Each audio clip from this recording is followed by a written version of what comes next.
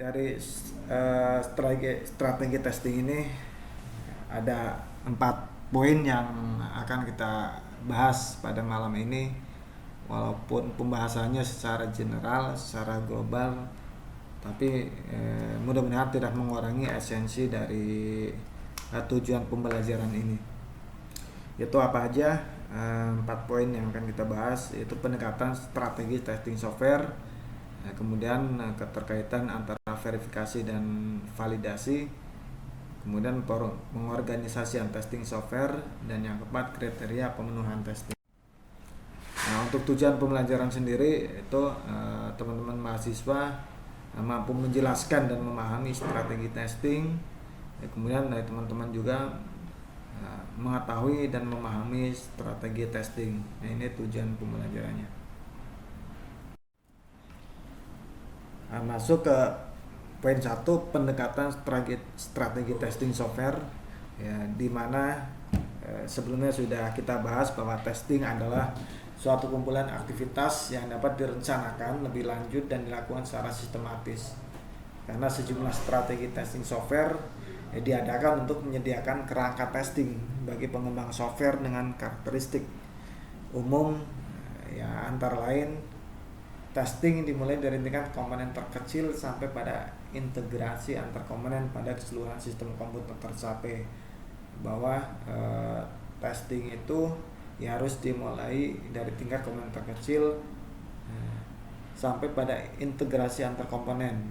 Artinya integrasi antar komponen bisa dari satu database ke database yang lain, atau bisa dari satu fitur ke fitur yang lain, satu menu ke menu yang lain. Nah, intinya harus terintegrasi. Yang kedua, teknik testing berbeda-beda sesuai dengan waktu dan penggunaannya. Yang ketiga, testing dilakukan oleh pengembang software, dan untuk proyek yang besar dilakukan oleh suatu grup tes yang independen. Jadi untuk testing ini dilakukan oleh dua organisasi, baik dari organisasi internal, artinya organisasi si pengembang software atau si pembuat software, atau dari tenaga ahli, atau dari organisasi dari luar, atau dari independen. Biasanya ini dari user atau dari klien atau dari si pemakai atau pengguna si software ini atau perangkat lunak ini. Yang keempat, testing dan debugging adalah aktivitas yang berlainan, tetapi debugging harus diakomodasi di setiap strategi testing.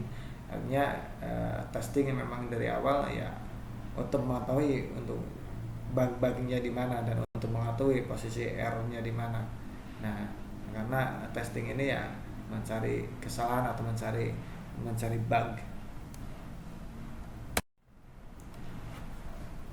Nah, untuk strategi testing software sendiri harus mengakomodasi testing pada tingkat rendah yang dibutuhkan untuk verifikasi suatu segmen source code kecil apakah telah diimplementasi dengan benar. Demikian juga hanya testing pada tingkat tinggi yang digunakan untuk validasi fungsi-fungsi sistem mayor terhadap kebutuhan permintaan pelanggan.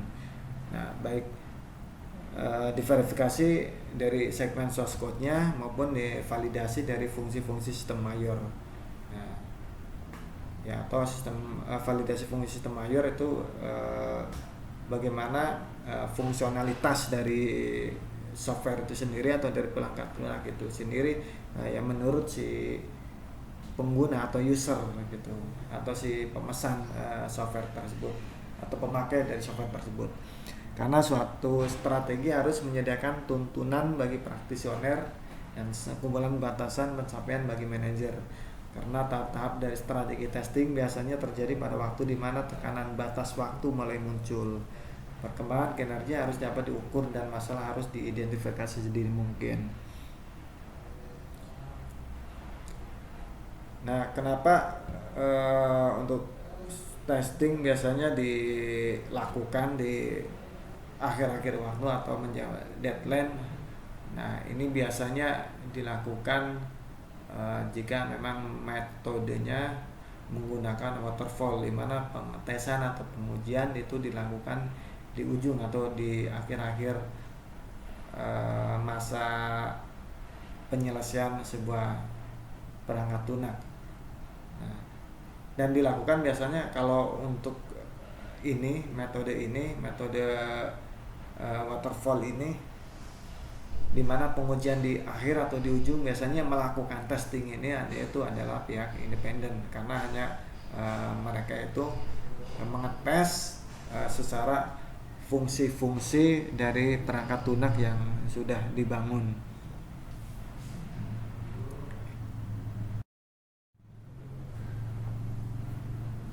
Dan selanjutnya verifikasi dan validasi, yaitu kaitannya antara verifikasi dan validasi. Untuk verifikasi sendiri yaitu untuk memastikan software telah melakukan fungsi tertentu dengan benar.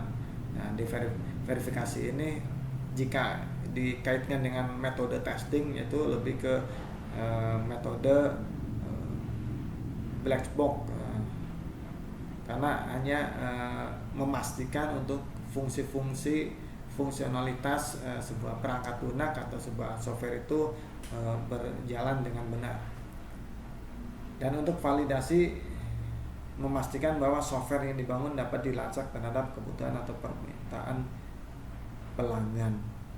Nah, ini juga untuk validasi ini tentunya ya softwarenya memang harus sesuai dengan keinginan si pelanggan.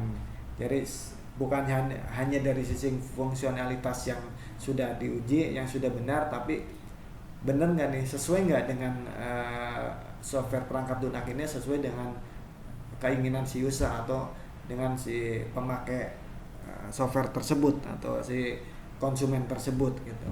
Makanya menurut Bumi ini bahwa verifikasi itu, are we building the product right? Apakah kita telah membuat produk dengan benar?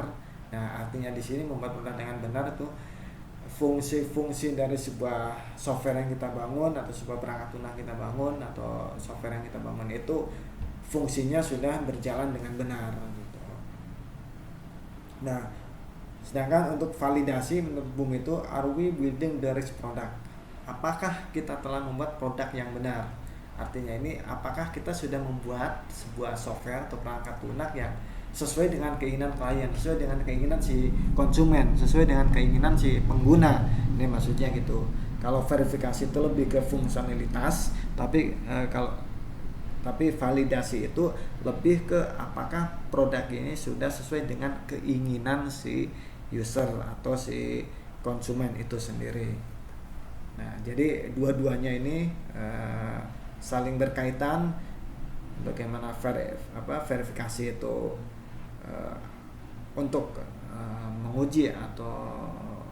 menguji ataupun melihat dari sisi fungsionalitas si software atau perangkat lunak dengan benar, dan validasi itu melihat bagaimana si software yang dibangun itu sudah sesuai dengan keinginan klien.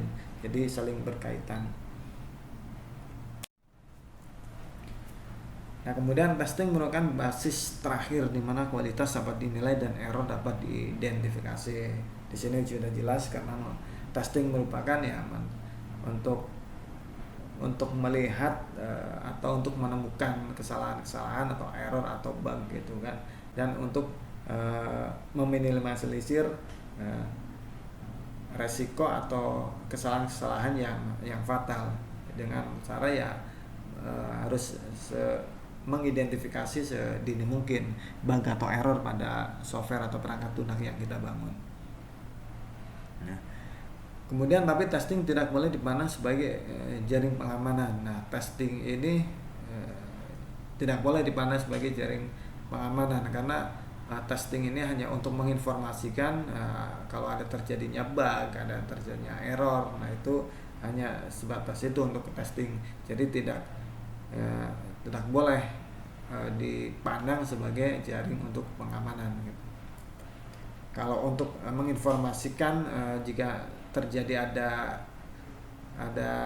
menemukan atau celah-celah yang mungkin itu bisa diinjek atau bisa dihack, itu boleh menginformasikan, tapi bukan berarti testing itu boleh dipandang sebagai jaring pengamanan gitu.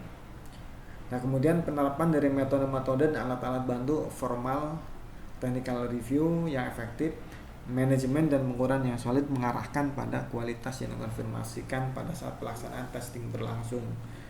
Nah, selain pengukuran ini, manajemen dan pengukuran yang solid mengarahkan pada kualitas yang dikonfirmasikan pada saat pelaksanaan testing berlangsung.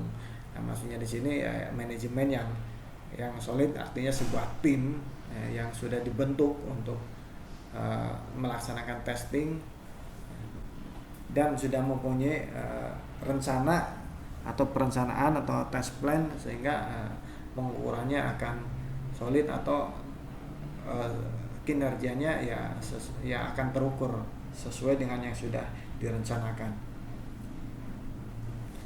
Nah, menurut Miller menghubungkan testing software terhadap jaminan kualitas dengan menyatakan bahwa motivasi yang patut digarisbawahi dari testing adalah untuk memberikan dukungan kualitas software dengan metode-metode yang dapat diaplikasikan secara ekonomis dan efektif, baik pada sistem berskala besar atau sistem berskala kecil. Nah, ini menurut Miller ini testing itu hanya dianggap sebagai motivasi hanya untuk memberikan dukungan kualitas software. Jadi bukan menentukan kualitas software, tapi hanya sebagai dukungan kualitas software. Boleh sebagai tolak ukur atau ukuran, tapi jangan sampai berpandangan bahwa kualitas itu ditentukan dari testing, tapi minimal seenggaknya itu testing itu ya salah satu ukuran, salah satu tolak ukur untuk menentukan kualitas, tapi tidak berarti testing itu yang menentukan kualitas sebuah software gitu. Itu kemarin sudah dibahas. Nah, selanjutnya pengorganisasian testing software. Nah, di sini pengorganisasian testing software ya tadi sempat disinggung bahwa untuk melakukan testing sebuah software atau sebuah perangkat lunak itu diperlukan dua tim, baik yang pertama itu tim pengembang software dan yang kedua tim atau grup tes independen atau independent test group. Jadi atau yang ngetesnya itu dari sisi konsumen atau pengguna. Nah, untuk pengembang software selalu bertanggung jawab untuk melakukan testing unit atau komponen program, memastikan tiap unit berfungsi sebagaimana pada desain. Dalam banyak kasus, pengembang juga melakukan testing integrasi, suatu langkah testing yang mengarahkan pada konstruksi dan tes dari struktur program secara keseluruhan. Nah, kalau untuk pengembang software ini tesnya lebih ke white box, di mana yang di tes adalah lebih ke struktur internal codingnya, kemudian memastikan tiap unit berfungsi sebagaimana pada desain tesnya. Jadi kalau untuk testing itu selain kita merencanakan membuat test plan, kita harus membuat desain test sehingga kasus-kasus dalam sebuah perangkat lunak dapat kita lihat, artinya dapat kita menganalisa dengan baik, kemudian diidentifikasi sedini mungkin. Jadi kita paham terhadap kasus-kasus yang timbul saat kita membuat sebuah software atau perangkat lunak. Nah, kemudian di pengembang software ini akan mengarahkan pada konstruksi dan tes dari struktur program secara keseluruhan. Jadi lebih ke struktur internal, itu struktur programnya, baik relasi database-nya, semuanya itu benar-benar dites di testing secara keseluruhan. Ini di sisi pengembang. Jadi sisi pengembang sekali lagi itu mengetes dengan metode white box, karena dari sisi codingannya, struktur datanya, struktur internalnya itu yang mampu dan yang paham, yang ngetes itu adalah dari sisi pengembang, karena dari sisi pengembang yang melakukan develop program atau develop software. Nah, baik mungkin yang melakukan testing ini baik sudah menyiapkan tim khusus, baik QA maupun programmer itu sendiri yang lebih paham terhadap struktur di internalnya atau timnya. di timnya sendiri, karena yang lebih paham terhadap struktur datanya, struktur codingannya pasti ya tim pengembang. Nah, kemudian yang kedua, tes independen, artinya yang ngetes ini dari sisi konsumen, dengan tujuan dari grup tes independen adalah untuk menghindari masalah-masalah yang berkaitan dengan membiarkan pembuat melakukan tes hal yang tidak dibuatnya sendiri. Selain itu, grup tes independen menghindari konflik antar kepentingan, dan personil dari grup tes independen dibayar untuk menemukan kesalahan. Tapi menemukan kesalahan ini dari sisi fungsionalitas aja, fungsi-fungsinya aja, dan biasanya disebut dengan TA atau tenaga ahli, yaitu bagaimana biar sebuah software atau sebuah perangkat lunak sesuai keinginan si konsumen. Nah, makanya kalau untuk tes tim independen ini pasti dari tim di konsumen atau tim pengguna atau user yang melakukan testing secara fungsional atau secara fungsi-fungsi semua komponen-komponen atau fitur-fitur atau menu-menu fungsinya sudah berjalan dengan baik atau belum. Ini yang tes lebih banyaknya yaitu dari tim independen. Nah, ini jadi siapa yang melakukan pengujian perangkat lunak, yaitu ada dua, yaitu dari pengembang dan penguji independen. Mengapa harus dari pengembang? Karena pengembang itu yang memahami sistem gitu, yang sistemnya yang lebih paham sebenarnya, karena si pengembang sendiri yang membuat atau yang membangun sebuah sistem atau sebuah perangkat lunak. Nah, kemudian grup tes independen adalah bagian dari tim proyek pengembangan software yang akan ikut serta dalam aktivitas spesifikasi dan terus ikut perencanaan dan spesifikasi prosedur tes sepanjang suatu proyek yang besar. Nah, jika memang itu proyek skala besar dengan kompleksitas yang tinggi, bahkan dari tim independen itu akan punya perencanaan tersendiri, tapi lebih melihat dari sisi fungsionalitas sebuah software atau perangkat lunak itu berjalan sesuai dengan keinginan si konsumen atau keinginan si klien. Nah, kemudian kriteria pemenuhan testing. Itu ada beberapa kriteria yang teman-teman harus nanti banyak baca. Itu ada spesifikasi kebutuhan produk agar dapat dikuantisasi, harus ditetapkan jauh sebelum testing dimulai. Jadi sudah jelas kalau akan membuat sebuah sistem atau sebuah perangkat lunak, kita sudah membuat flow bisnisnya atau alur bisnisnya atau proses bisnisnya itu sesuai dengan kebutuhan gitu. Jadi sebelum di testing dimulai, memang sudah ada perencanaan untuk atau agar proses bisnisnya itu sesuai dengan yang sudah direncanakan di awal.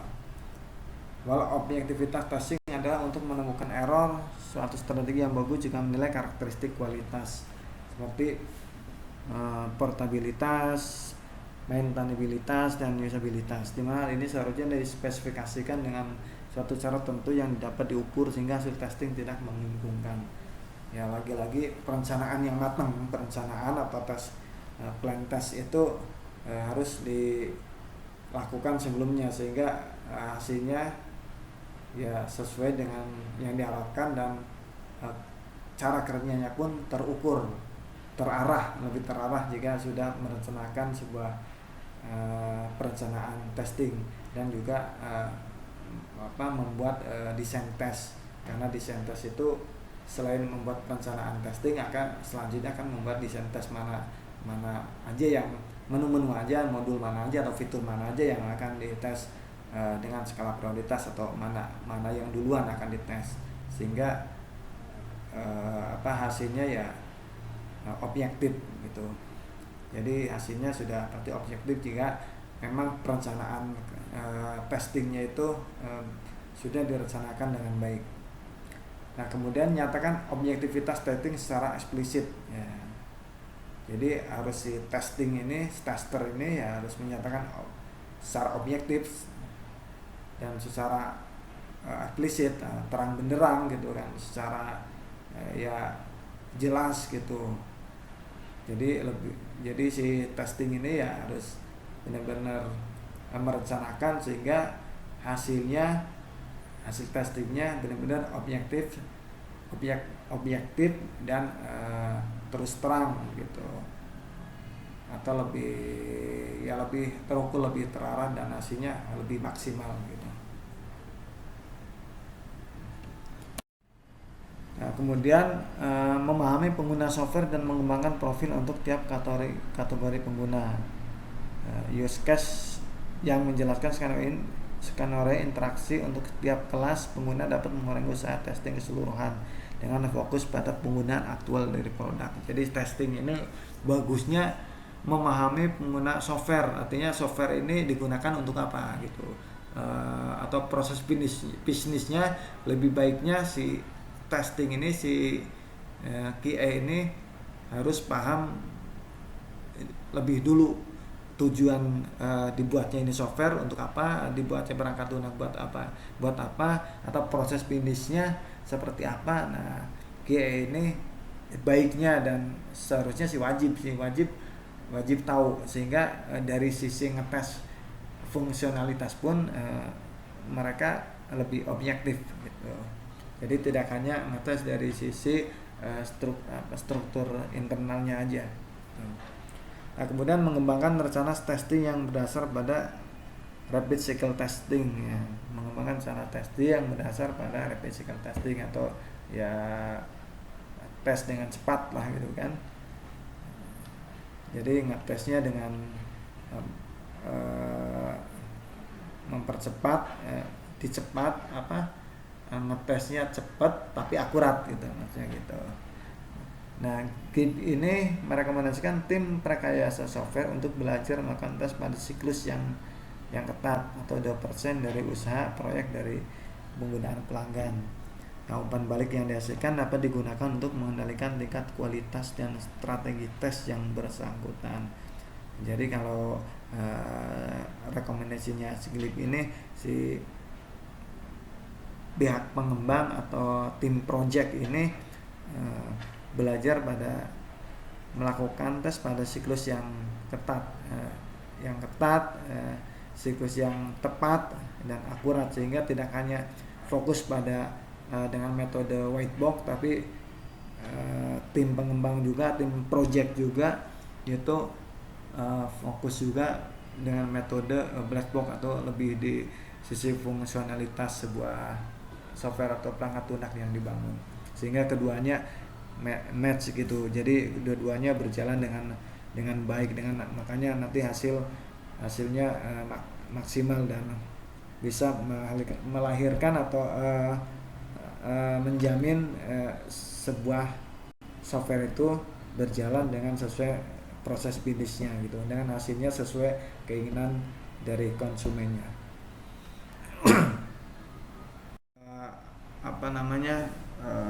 Untuk materi strategi testing hanya secara global aja, tapi mudah-mudahan tidak mengurangi esensi teman-teman mahasiswa dalam menuntut ilmu.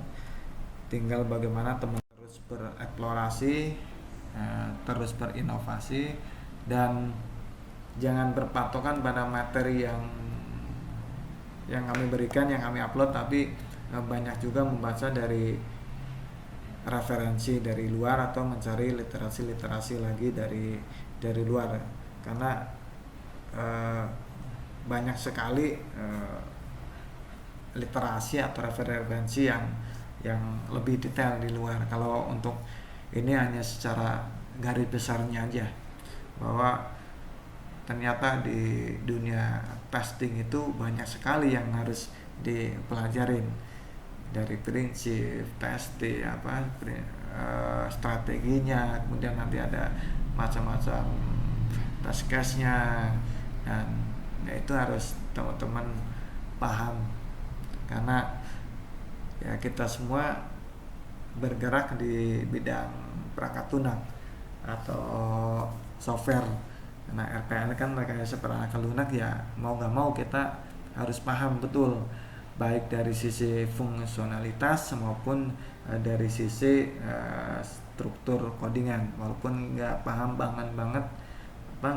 banget gitu kan dari sisi struktur internalnya, tapi minimal kita tahu alur bisnisnya atau alur codingannya. Kalau kita programmer, ya minimal kita walaupun kita bukan programmer, maksudnya kita paham alur codingannya gitu, sehingga setelah kita paham codingannya, maka kita bisa melakukan testing baik dengan metode black box maupun dengan metode white box. Nah, mungkin ini aja yang kami sampaikan. Nah, selanjutnya di sini ada diskusi dan tugas, silakan teman-teman kerjakan dengan waktu yang sudah ditentukan. Ya, mudah-mudahan dan insya Allah kita berjumpa lagi di lain kesempatan dengan dalam keadaan sehat walafiat semuanya. Oke, terima kasih. Tetap jangan lupa terus eksplorasi, terus belajar. Jangan pernah puas terhadap ilmu yang didapat saat ini atau pengetahuan yang sudah didapat saat ini, tapi terus belajar, terus eksplorasi, ya, terus mengembangkan diri. Oke, terima kasih. Assalamualaikum warahmatullahi wabarakatuh.